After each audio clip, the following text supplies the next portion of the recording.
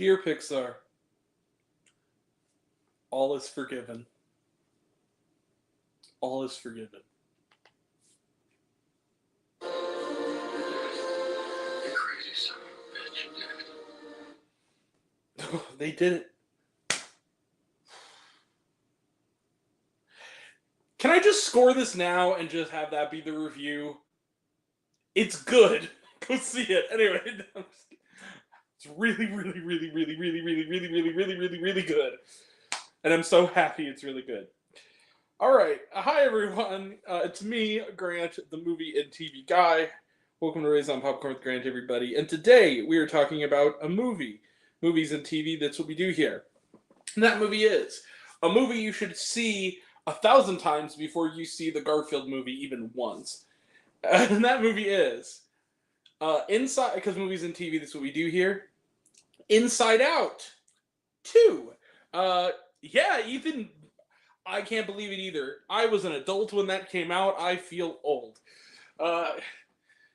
It's about time for nostalgia to show up. Anyway, Inside Out 2 is directed by Kelsey Mann, and it is written by Meg LaFave. I hope I'm saying the name correctly, or LaFave, and Dave Holston, and with a story by LaFave and Kelsey Mann. So, and not Pete Docter this time, but somehow it still ended up being really good. So, what is Inside Out 2 about? Well, it is a sequel to 2015's fantastic Inside Out. It is set a year or two after the events of the first film, and Riley Anderson, the young girl whose emotions we follow, has now turned 13. And everything seems to be fine. The day in and day out joy, sadness, anger, disgust, fear, they're all in perfect harmony in their little control room, dealing with the ups and downs and loving the joy of childhood. However, they are soon awoken one night by an alarm. What could that alarm be? Well, a puberty alarm, of course, and very soon a construction crew, wrecking crew even, comes through, expands the control panel, and tells them that new emotions are arriving. Those emotions eventually do arrive. They are in the form of anxiety, played by Maya Hawke, comes with her own baggage. Io Adebari, who's fantastic in everything, as Envy. Adele Exarchopoulos as Ennui, or Wee Wee, as Joy calls her, and Paul Walter Hauser as Embarrassment. And they are here, and believe that they're the ones that are most in need, because you see Riley, now a middle school hockey champ, is going to hockey camp with her two best friends, but very, very soon, tragedies begin to befall her, not only burgeoning emotions of puberty itself, but also her friends announce they're going to a different high school next year, and along with that, she's trying to impress the cool girl on the hockey squad. Anxiety soon takes over, along with the new emotions, and eventually sort of do a hostile takeover, bottling up the old gang. Can they find a way back to the control room before anxiety's influence begins to damage Riley more than it helps her? It's going to be another epic adventure back home inside the mind of young Riley. Let the emotions begin. So, Inside Out 2 is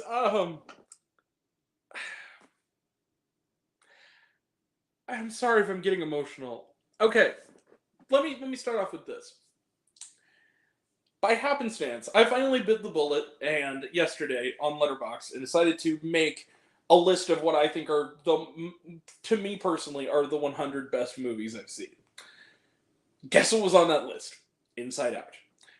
That was such a fantastic film that it made my top 100 of all time. That was purely coincidental. I actually forgot for a second. I'm like, oh yeah, I'm seeing the sequel tomorrow. I went into this with big doubts. Pixar has not always been a hit of late with me. For those who may remember, very memorably, I did not like Elemental at all. And the sequels that are not called Toy Story that Pixar have done have been good, but for the most part, but mostly forgettable. There's never been a sequel as great in the Pixar canon as Toy Story 2. Until today. Because Inside Out 2 isn't just worthy of being a follow-up to Inside Out. Inside Out 2 kind of does the impossible. It's as good as Inside Out. This is one of the best sequels ever made. I'm not kidding you right now. I'm absolutely serious. This is about as close to perfect as you could possibly imagine a sequel to Inside Out 2 could possibly be. This movie was wonderful, enchanting, funny, moving, deep, thoughtful, emotional. Everything the first one was. But it wasn't just a repeat of the first one. It wasn't a cash grab. They really cared about this story.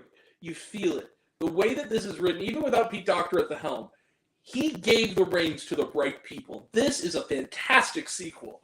This is a sequel that does what every sequel should do.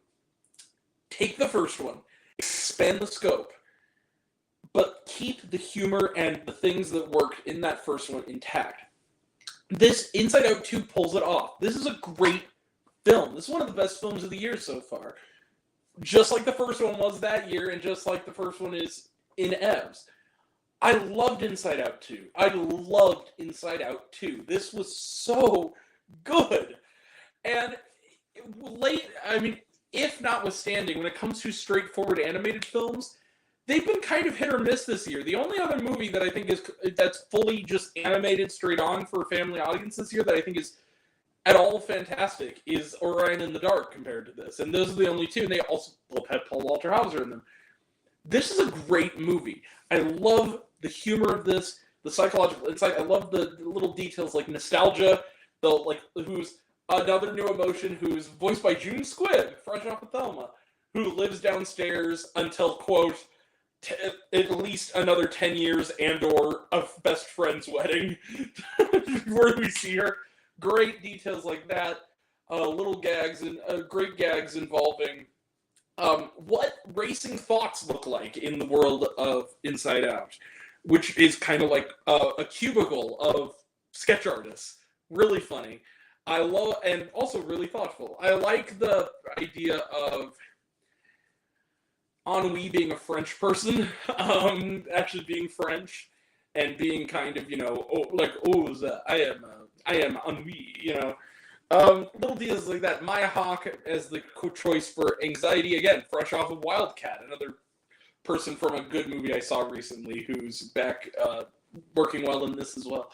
And Amy Poehler's great as Joy, the development of Joy's character, and even the stuff going on outside of the emotions involving the character of Riley trying to fit in feels of a piece and a continuation of the first movie. It feels like they're taking what happened in the first movie and really adding depth to it as she gets older. I genuinely would not mind seeing down the line a third film about her as like a young adult. Like, this is a series that I do think could continue, which is insane because I think that after the first movie, I was kind of like, we don't need a sequel to this.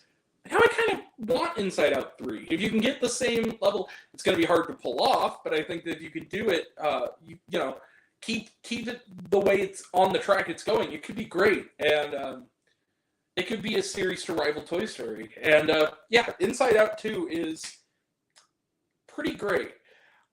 I wouldn't go so far as to say it's better than the first movie, but at the same time, nothing could be in regards to any kind of sequel. This is about as close to perfect as sequels get.